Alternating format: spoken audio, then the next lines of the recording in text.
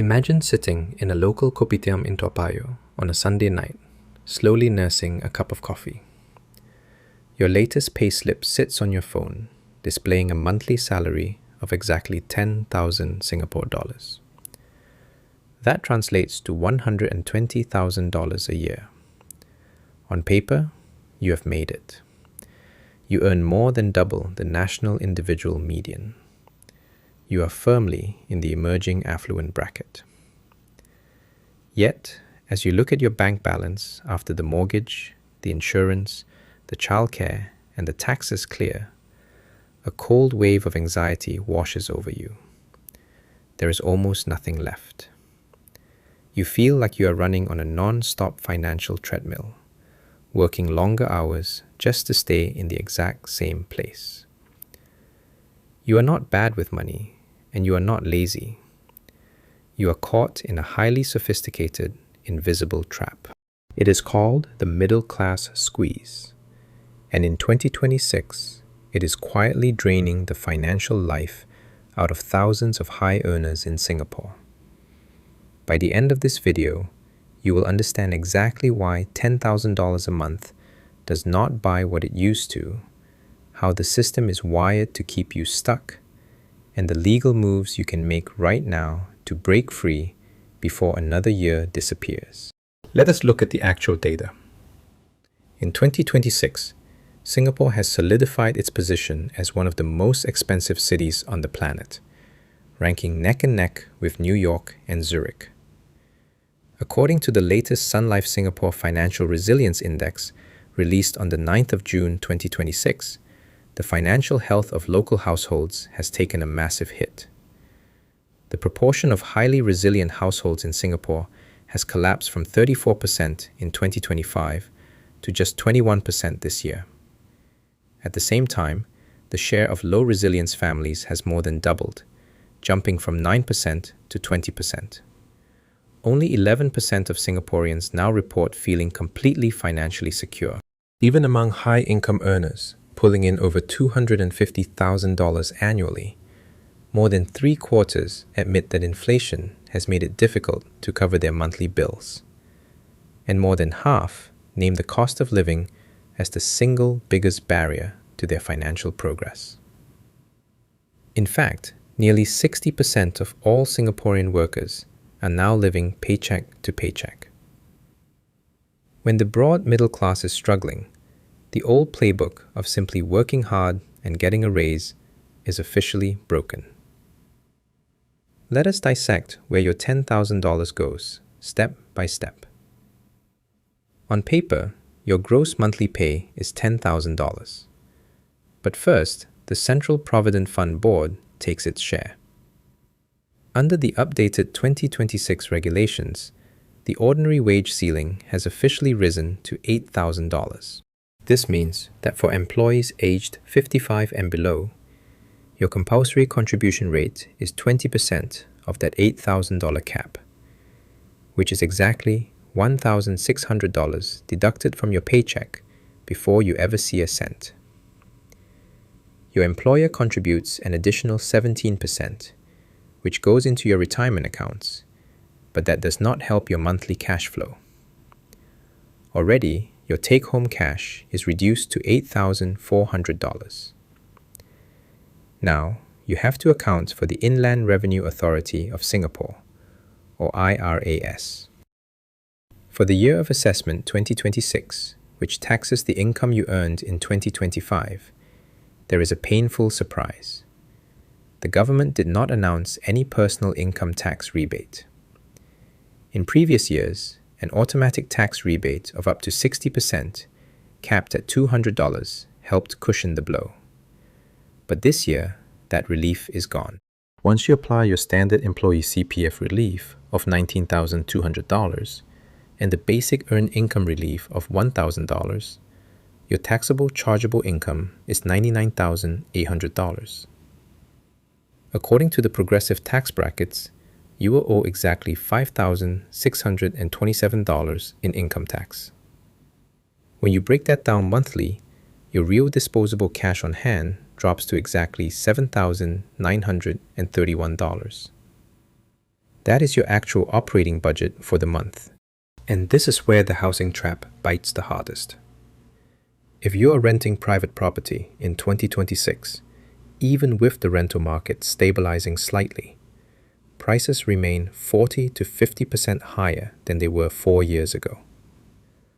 A modest one-bedroom condominium outside the city center will easily set you back between $2,500 and $4,200 a month. If you have a family and need a 3-bedroom condo, you are looking at $5,000 to $9,000 monthly. Even a basic room rental in a shared flat is now $700 to $1,500. If you decide to buy a private condominium to escape the rent trap, a typical entry-level property is priced at 1.5 million Singapore dollars. To secure a bank mortgage, you need a 25% down payment of $375,000 plus buyer's stamp duty, which demands around $44,600 in upfront cash. If you qualify for the mortgage, the bank will stress test your eligibility at a rate of 4% or higher. At a real floating interest rate of 3.7% over 30 years, your monthly mortgage repayment will be exactly $5,374. That is nearly 68% of your entire net monthly cash. After paying your home loan, you are left with just $2,557 for everything else, making private housing on a single $10,000 income mathematically impossible without wiping out your savings. To make matters worse, you face the trap of physical mobility. In Singapore, owning a car has become an extreme luxury.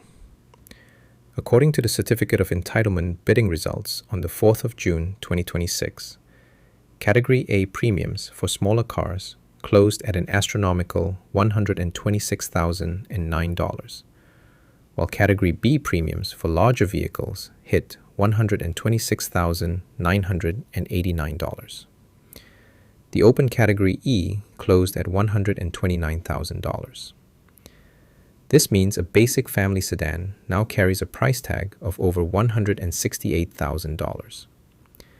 When you factor in car loan repayments, insurance, road tax, petrol at over $2.70 per liter, and parking fees, a car will easily consume between $2,500 and $3,500 of your cash every single month. On a $10,000 salary, car ownership is a fast track to financial ruin, forcing the middle class to rely entirely on public transport. But the heaviest burden of the middle class trap falls on the sandwich generation, the working adults who are simultaneously supporting young children and aging parents. If you have children, education is your second largest expense. While public school fees are highly subsidized, the intense social pressure for academic success means that private tuition is almost mandatory. Tutoring 2 children in just 2 subjects each will easily set you back between $800 and $1,600 a month. If you want them in enrichment classes or sports, add another $300 to $700. If both you and your spouse work full-time to pull in this income, you likely need a foreign domestic helper. Hiring a maid in 2026, including her salary, mandatory government levy, food, and insurance, costs between $970 and $1,800 a month. Then there are your parents. Out of filial piety, typical middle-class families give their retired parents a monthly allowance of $600 to $1,000, plus another $500 for their medical fees, as healthcare costs continue to climb. When you sum up HDB mortgage payments, helper costs, tuition, groceries, insurance, and parental support, a family of 4 in Singapore has a minimum cash outflow of $7,850 a month, leaving a surplus of just $81. You are earning $10,000 a month, yet you are literally one minor medical emergency or temporary job loss away from total financial collapse. How do you break this trap? You must stop playing a game you cannot win on income alone and start building real financial leverage. First, you must aggressively maximize Singapore's tax saving shields to protect every dollar you earn.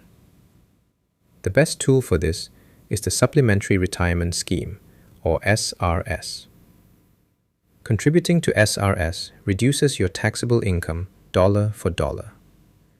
But you must act before the 1st of July 2026. On that date, Singapore's statutory retirement age officially rises from 63 to 64. Under the rules, your penalty-free SRS withdrawal age is permanently locked based on the retirement age in place when you make your very first contribution.